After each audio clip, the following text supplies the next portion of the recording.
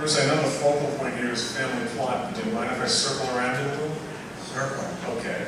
I am curious to know, you, Jack Nicholson, Dennis Hopper, Peter Fonda, were you the Brat Pack of your generation?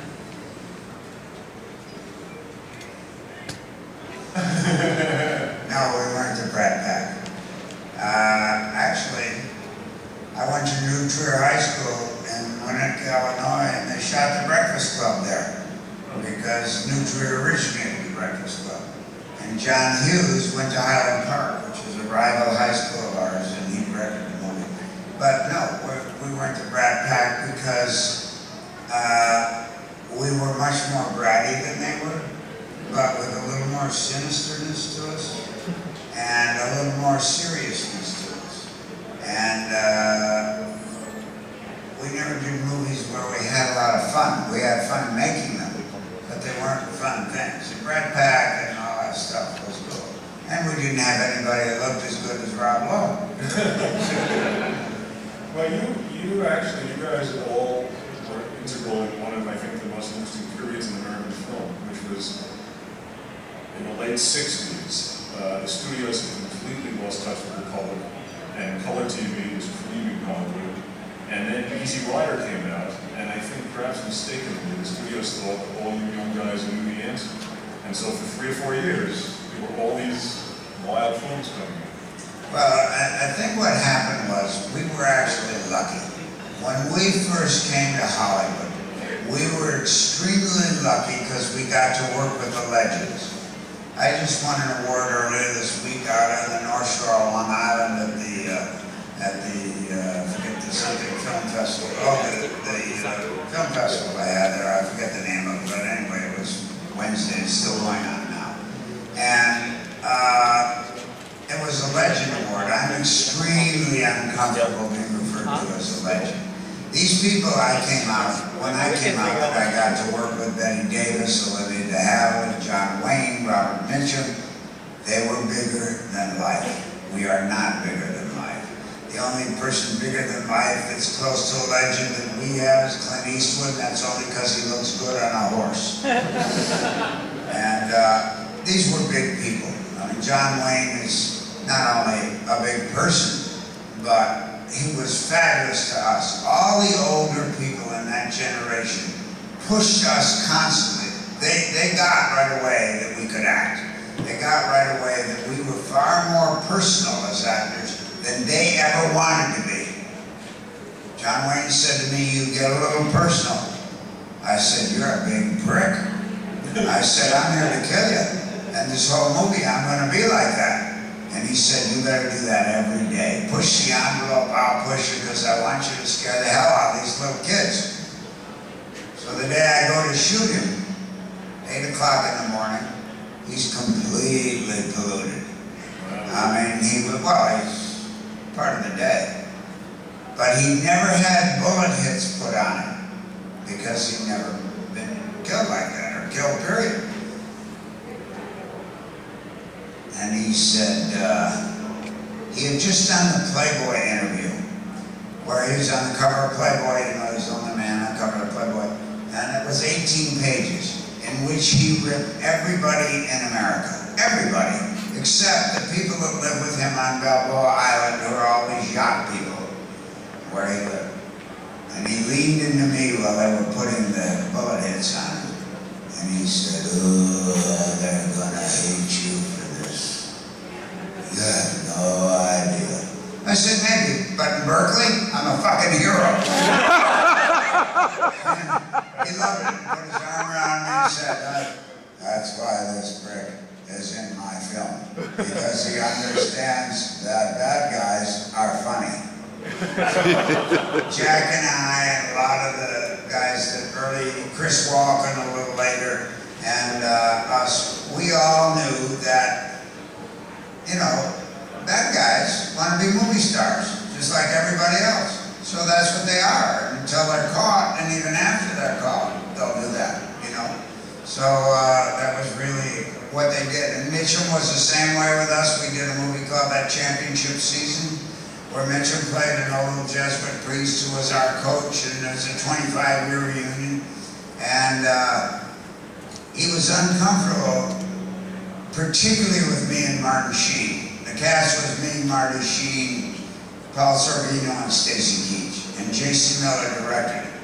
And when Jason Miller wrote the play, he wrote the play also, which ran 7 years on Broadway, and is running again now with Jason Patrick, who's Jason Miller's son, in it. And he pushed us every day. He said, you guys can act, I can behave.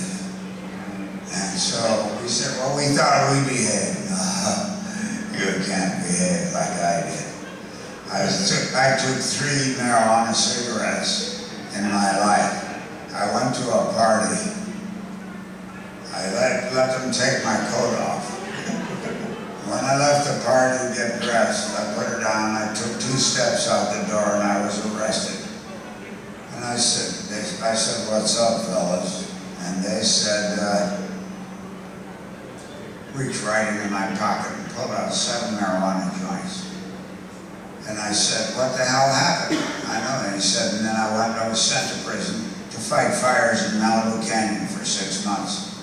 And he said I was a movie star. But he said, I had an affair with Kim Novak. And Kim Novak was the girlfriend of Harry Cohn, who owned Columbia Pictures. And he didn't like it. So he was going to send me away. And he did it. And that gave me an idea of what it was like, what these people were really up to, and they were terrific. And he insisted every day that we go after him, Mitchum. And when I went to do Hush Hush Sweet Charlotte, which was the second movie I was ever in, first Hollywood movie, Betty Davis pushed me every day.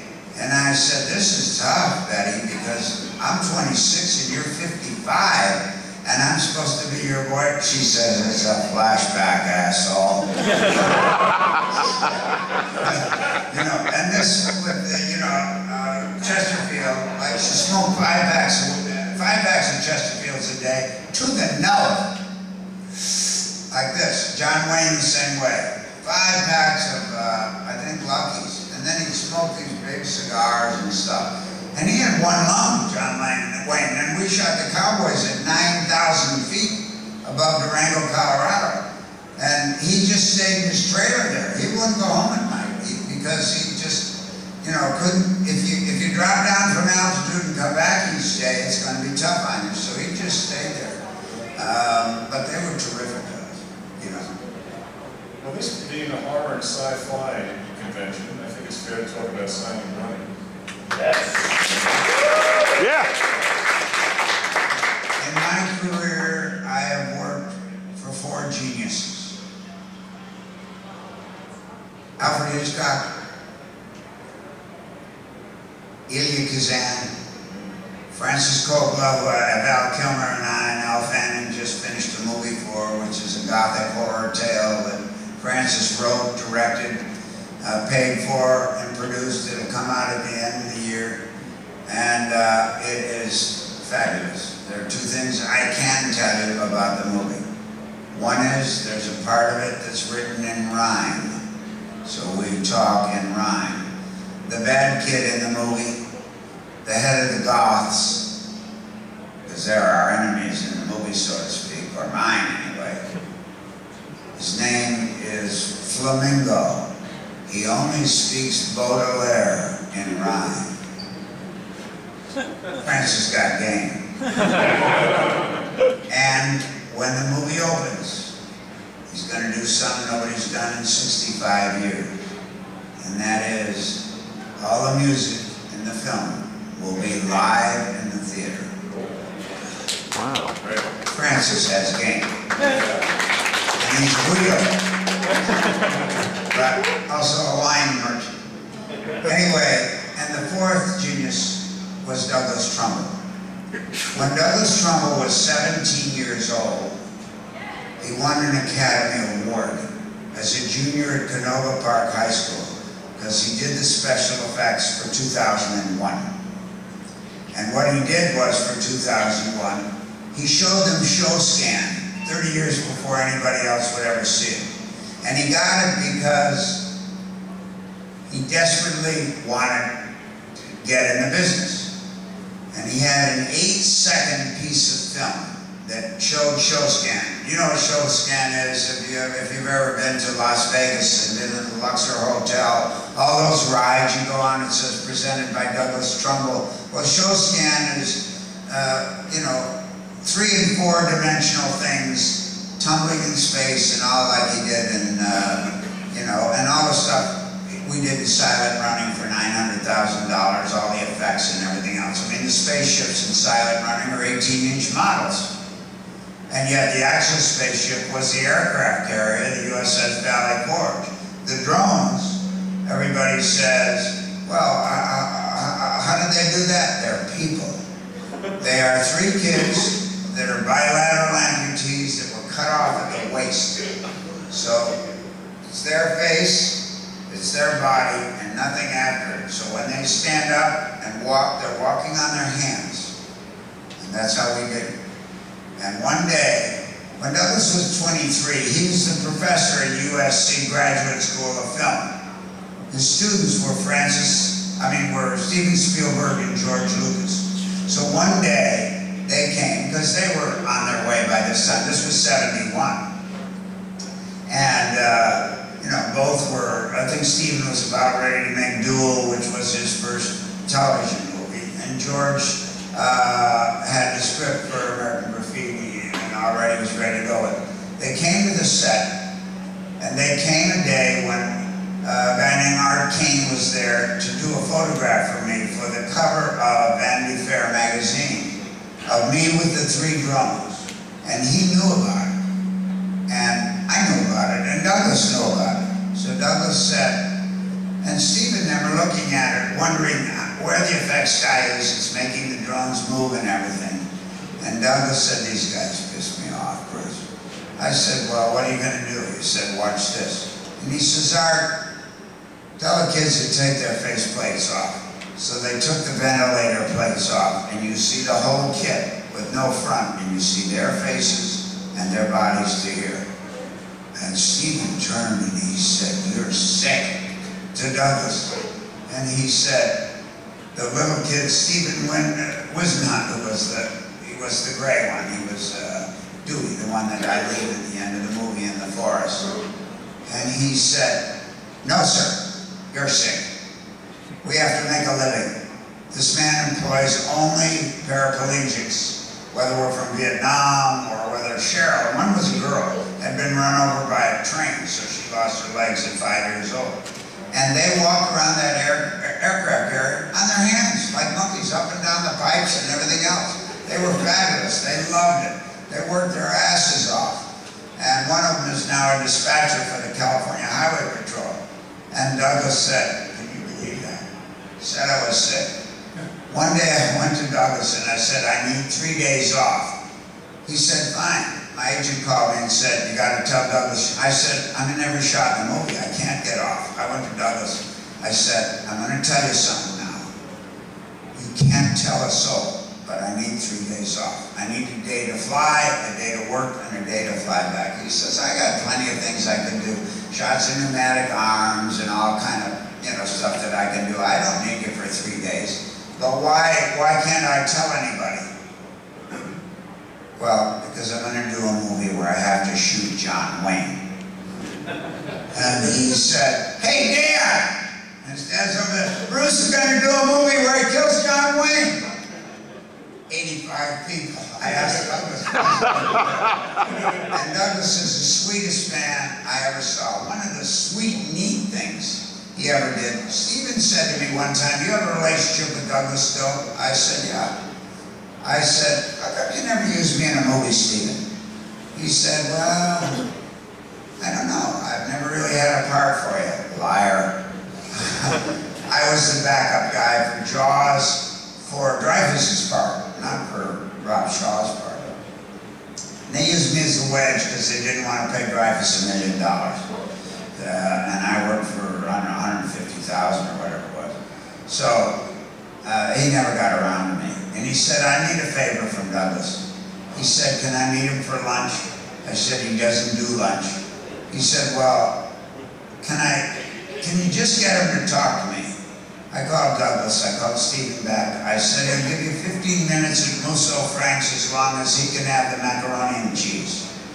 So we go there, and Douglas is rotund and round, but he's got this baby face that'll forever look 25 years old.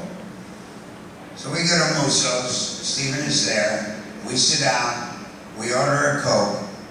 Stephen says, Douglas, are we still friends? And Douglas said, you graduated, didn't you? Didn't I forget, did I give you a C or a B? He said, you gave me a low B. And he said, Lucas got better than I did. He says, well, Lucas didn't have a clue. He says, he thought he was a magician. He's not a magician. And he says, well, while we're on that subject, I need something. He said, what do you need? He said, I want you to be the special effects man on a movie I'm about to do. He said, I don't do special effects anymore. I'm a director. I directed Silent Running, and now I want to be a director, thought of as a director, and there's no way that I'm going to be an effects man. All the time, he's doing this.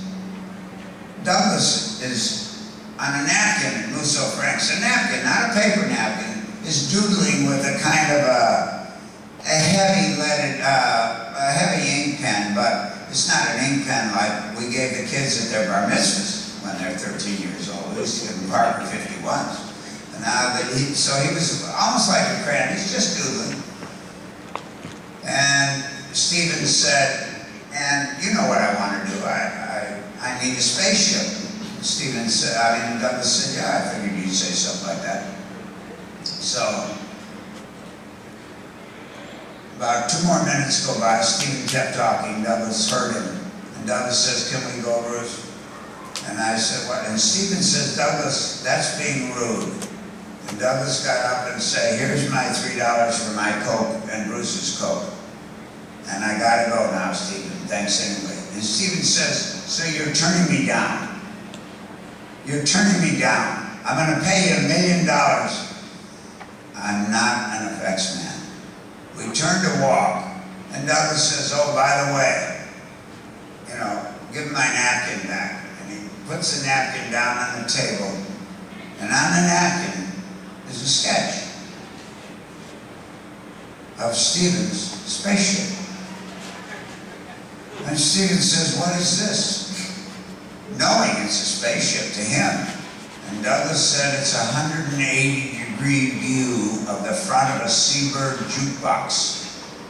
And that's exactly what the spaceship is. You know how the jukebox is around like this, and the lights go on and off, and all the sounds come out of it and everything like that. Douglas just jotted it down, gave it to him, never got a dime, gets some credit on the movie. But, you know, didn't win an Oscar for it, or Stephen got the Oscar. Just like Kubrick went up and got it when he did Close Encounters. But when I go on talk shows, I don't know George very well, but Stephen will see me now and then because Laura worked for him, you know, when they did Jurassic Park. And so, Laura's my daughter. And so, Laura Dern. So, they always get pissed off because he says, why do you always say that Douglas is a genius? I said, I'll tell you why.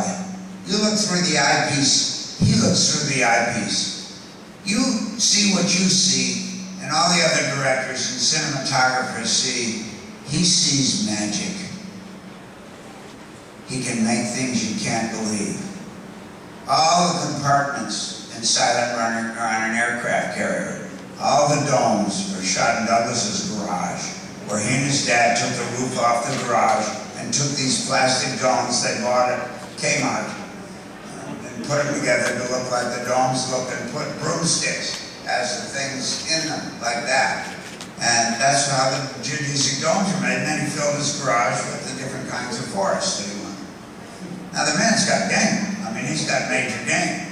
And then he had a real tragedy happen to him because Natalie Wood died on his film Brainstorm, which he was making 6 years later, which took 2.5 years to come out because he had to shoot the last third of the film without Natalie Wood and find a girl to shoot over her shoulder so that she could double it.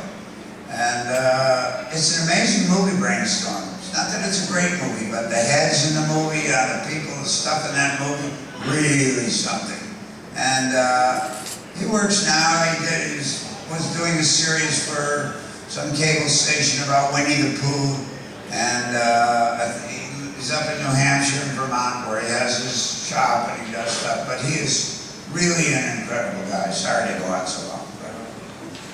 Okay. Well, now on to Film and Plot, which was Hitchcock's final film. And let me set this up in the form of an explanation, but it's a question for you. Hitchcock was well known to being overly fastidious. He would storyboard the films. He continually hired people like Cary Grant and Jimmy Stewart, partially because he knew they'd always do the exact same thing. And yet, he hired you for his final film, knowing that you would never do anything but surprise him. It's a real departure for him. Why did that happen? Can you? I'm going to take a second because I'm putting my battery in my hearing aid. The answer is great, because when he hired me, the very first day, I'd been in Marnie, and I played a little part at the beginning of Marnie, which her mother beat me to death with a fire poker, and the blood going over my white sailor suit makes her schizophrenic for the rest of her life, and always freaks her out whenever she sees that. She sees me here today, she gets freaked out.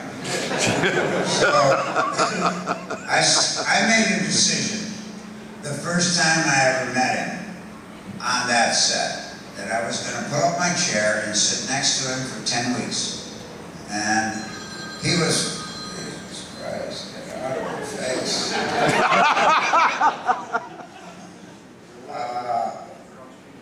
So I said to him, I'm going to sit here whether you like it or not. Now this was a guy, unbeknownst to any of you really, but if you saw him in person you'd see, who weighed 285 pounds and was 6 feet 1. He was not short, but he stood and sat like this because his girth was so big. And when he sat in a chair, he couldn't move to turn to the side to look at you. So I found that out on the first day, and I said, okay, don't look at me then. But he said, that's why I hired you, Bruce. I said, why did you hire me? He said, I hired you because they wanted me to use Al Pacino. And I said, Al Pacino? He said, yeah, you know the boy from The Godfather. I said, oh, Al Pacino. Pacino. And he wanted $1 million. He said, you took 75,000, so you're here. And I said, look, find me. I said, there's others you could have got for 75,000 or even less. He says, because you're unpredictable. You're the only actor that we have in this country, and I use the word we quietly. He said, you're the only actor that we have who you never know what he's going to do from take to take. In my office, Bruce, I have a storyboard of 1,100 setups. They're perfect. But I like to be entertained. And I keep hiring people like John Forsythe. He's not entertaining, Bruce. He's the same. Continually. I paid Miss Andrews and Mr. Newman $1.5 million between the two of them in a horrible Hitchcock movie. I said I didn't see it. It was Torn Curtain, I think is the name of the one who did. So anyway, we went on like that for 10 weeks. But he did an interview for Time magazine about, they were doing a story on me at the time because I was getting, you know, more important as an actor and maybe gonna be a movie star or some goddamn thing. And they interviewed him and he said, they asked him, you know, well, you think actors are cattle? Did you really say that? Oh yes, I said it. He said, but if actors are cattle, then Bruce Dern is the golden calf. And I thanked him for that. about 2 weeks later, later on the set, because it came out when it came out. And I said, how did you get that? And I forget the movie, you'll have to tell me. But he did a movie with Carol Lombard and 2 other people in 1939. I think Brian Ahern was in it.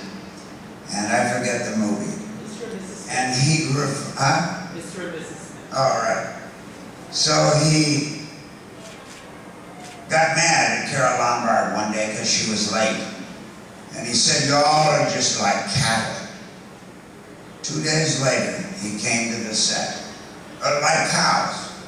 He said, you behave like the cows, all of you, but you, Carol, you should know better than this. So, he comes to the set. He comes in at 8:30 every day, sits in his chair until 12:30, has an hour and a half lunch, comes back, and from 2 to 7 sits in his chair. And he came in at 8:30, and in front of him on this big set was a pen with 3 cows in it. Carol was one, Brian was one, and the other one. And he said, my God, who did this? She just smiled, Carol Lombard, and he said, you know, I hired you because you're funny. And she got the biggest kick out of that, but she says, well, here are your cattle, and for your information, the 3 of us are going to play golf today, and you can shoot with our standards. And he got the biggest kick out of things. He asked me one day, he says, what's your favorite? I have a picture that I sell out there, that's here today, of him in a chair like this. And I'm talking at him on the set of Family Plot. And somebody said to me, how is he so animated like that? I said, you're kidding me? He asked me, he said, what's your favorite Hitchcock film, Bruce? I said, no question, Strangers on the Train. He's, like that. His hands sweat, his head sweat. I said, what's the matter? He just had a pacemaker 3 months earlier. He got the 6th Jarvik 7 heart. So he had one of the Jarviks in there. And he was 75 and way overweight and everything else. And he said, my God, Bruce. He said, what scene did you like a lot? I said, well, you can't beat the merry-go-round fight. I said, that's pretty, oh, Bruce. He said, I said, what's the matter? He said, that night that we shot that, he said, at the amusement park, he said, when the merry-go-round went off kilter, the boys were on it, meaning Farley Granger and Robert Walker. They were on it. And I had to get somebody to shut it off. But it shut off. I imitated him, but it'll take too long to imitate him. But when it shut off, Bruce, it had to be shut off at the center pole. So I had to get somebody to crawl underneath that off-kilter thing to shut it off, because there was no other way to do it without killing the electricity for the whole park. And he said, none of the stuntmen would do it, Bruce. And a little dwarf-like man raised his hand, who was incredibly drunk, and said, I'll do it. And Mr. Hitchcock said, you will? And Lou Wasserman was visiting at the time, only it was before he went to work for him. And he said, what are you doing? And he said, Lou, he's going to do it. He said he's drunk and he's 3'8". He said he's perfect for the part. And he said, Bruce, I don't know what I was thinking, but I let that little man crawl under there and do it for a movie. And that was the way he dealt with that. But I mean, he was just, and then I'll tell you 3 quick things that are wonderful Hitchcock stories, all relating to Family Plot. First day of work for Karen Black. She has a scene, she has to come in the kitchen, open 7 cabinet doors, close them, and walk out. No dialogue. He says, are you ready, Karen? And I was there because I worked later in the day, but I was in my little seat next to the professor, so to speak. And she said, yes, Mr. Hitchcock. So I said, action. She went around, she opened all 7 cupboard doors, shot the last one. Hitch said, cut. Now we're over here, boys. Karen Black raised her hand. She didn't know. You don't do that. And he said, yes, Karen. She said, it's my first day, Mr. Hitchcock, and I'm a little nervous. Could I just have another? Just what for? Well, just because I think I can do it a little bit better. I'll be more relaxed and I'll do it. He said, all right. Are you ready? Yes. Go. She went around, she opened every one of the 7 cabinet doors, and stopped. And he said, was that all right for you, Karen? And she said, yes. That was wonderful, thank you. He says, we're over here, boys. And as they started breaking down the camera, Karen Black suddenly realized he never turned the camera on. He just said, go. And she said, but Mr. Hitchcock, you didn't record that. Why? Because I have the one I want. So, 2 takes is the most I ever had. The most remarkable thing of all that he did on the movie, he shot 11,000 feet of film and printed 5,500, a 2-to-1 ratio. Impossible to do. He did it. He shot it on schedule, on time. At the time, there was an actress who was married to the president of Universal at that time, whose name was Sidney Sheinberg. Lou Wasserman was then the chairman of the board. Sidney Sheinberg had a wife named Lorraine Gary, who was an actress, who was the wife of Roy Scheider in the Jaws movies. Kind of silver-haired, nice-looking girl. She came to Mr. Hitchcock's office on a Thursday night, because the next day we were going to shoot at Bullocks, Wilshire, in the bra department. And it's a Frank Lloyd Wright building, Bullocks, Wilshire. It's long closed now because Bullocks went tits up.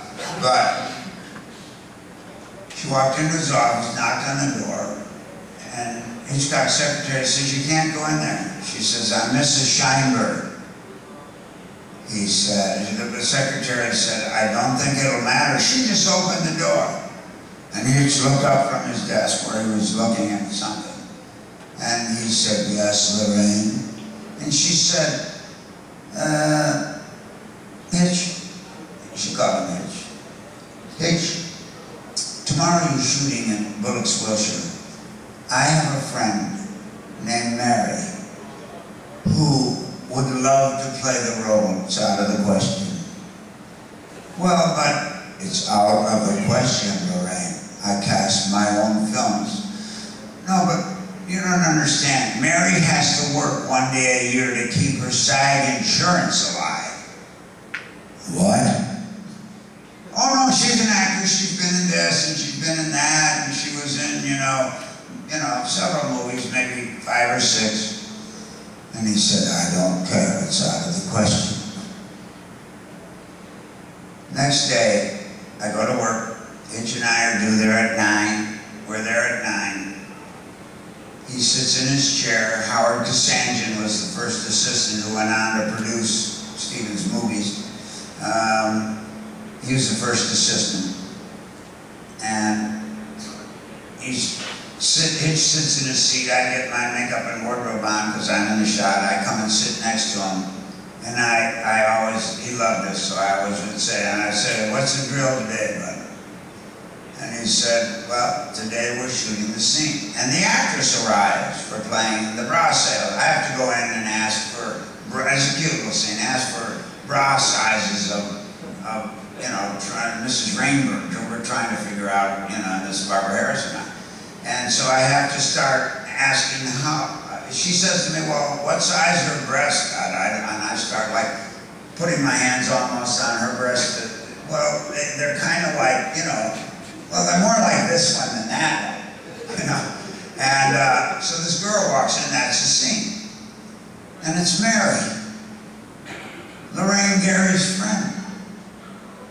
Hitch never said a word. He said, hello. She said, hi, Mr. Hitchcock, I'm Mary. Thank you so much for having me in the film. He said, Mary, do you understand the shot? She said, yes, sir, I do.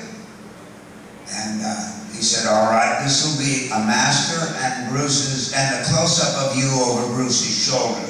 You know what that means. Yes, Mr. Hitchcock, I know. Okay, so this will be your close-up and the master. You get that? Yes. Are you ready? Yes. All right, Howard, call it. Howard calls it. Action. So I go in and I do the scene. It lasts about a minute and a half. Cut. Thank you, Mary. He gets up out of his chair, walks over to the camera, jerks open the matte box, tears one end of the film out and the other end of the film out, and holds it up to a fairly big arc, and goes, my God. The girl starts running over from where she is. She's, what's the matter, Mr. Hitchcock? He says, look, Mary, you're not photogenic.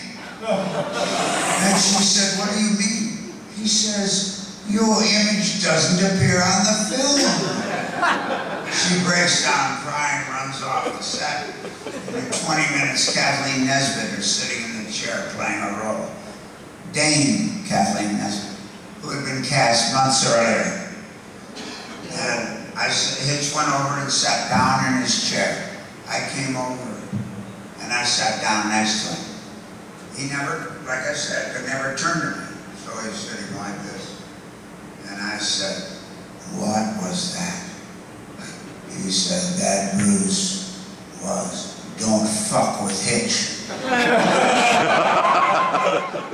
The last story, which is a cute one, but I've never seen it done in a movie before or since in my life, and I defy anybody to tell me they've ever seen anybody do this, no matter what the business is. At the end of the very first day, he said, which was about 10 after 6, he said to Howard Kasanjian, Howard, could you ask the crew to stay just for a minute?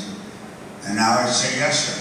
He takes through his megaphone, yells, and there's 87 people on the set. 87 people on the set.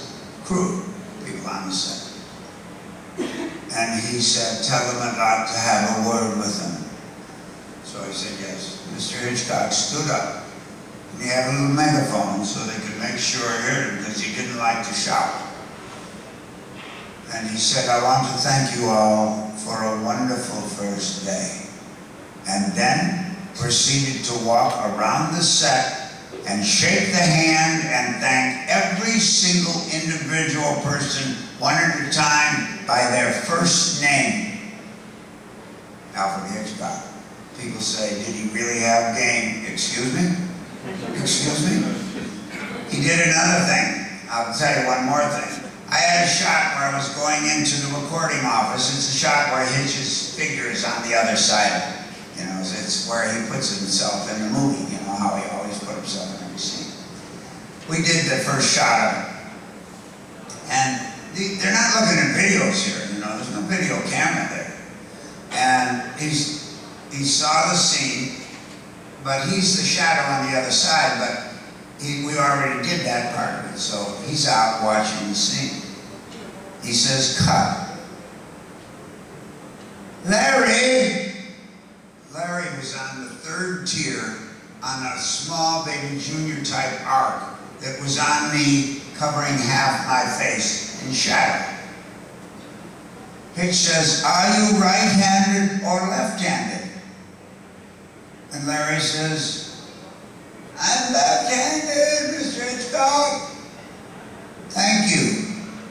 I wonder, Larry, on this particular take, could you use your right hand to move the outside flap to delay the crossing of the shadow across Bruce's face by maybe a second or two? Yes, Mr. Hitchcock. Genius. Knowing the guy's left-handed, it's too strong, it went too fast. Right-handed, he's going to be a little more timid with it because the hand isn't as strong. The guy was 65 years old. The shot worked perfectly. I mean, come on. I'm talking about Alfred Hitchcock.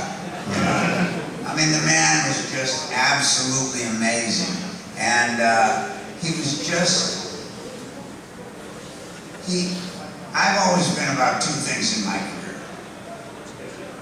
Trying to be as honest and believable as I can be, and yet still having enough Guernsey in me to have some game.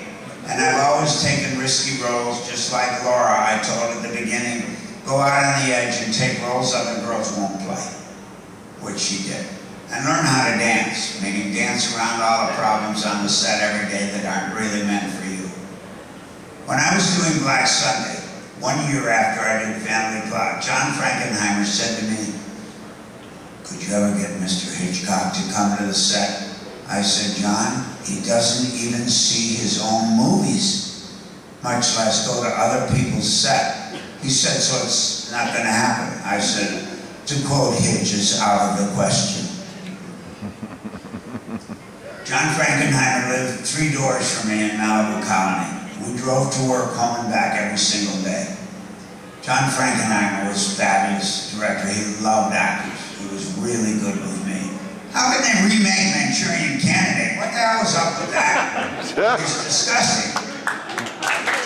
If Frankenheimer had been alive, he'd have gone and burned every goddamn print. Anyway, so we're driving home. I was driving that day, and I said to John, I said, I got to stop at the Bel Air Hotel. This is the neatest thing I ever saw in the entire business for me in 53 years. I said, I got to stop. He says, come on, I got to go home. I don't want to stop by you. I said, I just have to give a friend an envelope. So we pulled into the Bel Air Hotel, which is not the way you go home to Malibu. And I said, sit down and order a drink. You've already had 2 or 3, so it doesn't matter. He's starting about 11. And so he sits down. I say, order a Coke for me while I get this for my friend. And so he had a whiskey sour or something like that. So he comes in and he sits down at the table. I'm at the counter and I move back. As I'm at the counter, through the door, walks Tony Immersion, who was Hitch's driver, with Mr. Hitchcock. Mr. Hitchcock walks up to the table. Frankenheimer, who was never at a loss for words, extremely bright, extremely quick, and a big man, a very good-looking man, was stone cold. Absolutely stunned. Hitch walks up to the table, I get up. I said, Mr. Hitchcock, this is John Frankenheimer. John, this is Alfred Hitchcock. And Tony knew not to come to the table because it wasn't part of him, so he went up to the bar. Hitch sat down with great difficulty. I had to push his chair in like you do for ladies. And they kind of just looked at each other.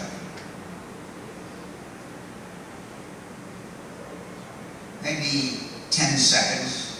Hitchcock suddenly leaned forward like this and said, Frankenheimer, why did you leave the light on in the photographer's booth in the Manchurian Candidate when Raymond is assembling the rifle? He was just absolutely stunned. He doesn't know what to say, and every now and then when he gets excited, he would stutter and pull on his sweater like this. He reached right away for his jacket, and he said, and he was never at a loss for words. And he said, within about 3 seconds, because that's what you'd have done. Hitchcock smiled like this, and he said, exactly. Because we always have to know for the audience what the antagonist is up to. And if the light isn't on, we won't see him assemble the rifle. It was quite nice meeting you, Frankenheimer. Tony saw that, saw him starting to get up from his chair. He got up, reached to shake Frankenheimer's hand, and only gave him like 3 fingers, because that's the way he shook hands, you know, like this. Like me patting Jack and telling him I love him in Marvin Gardner's, Jack goes like this instead of hugging me, you know. And that's the way he shook hands, turned around and left. We got in the car, Frankenheimer cried all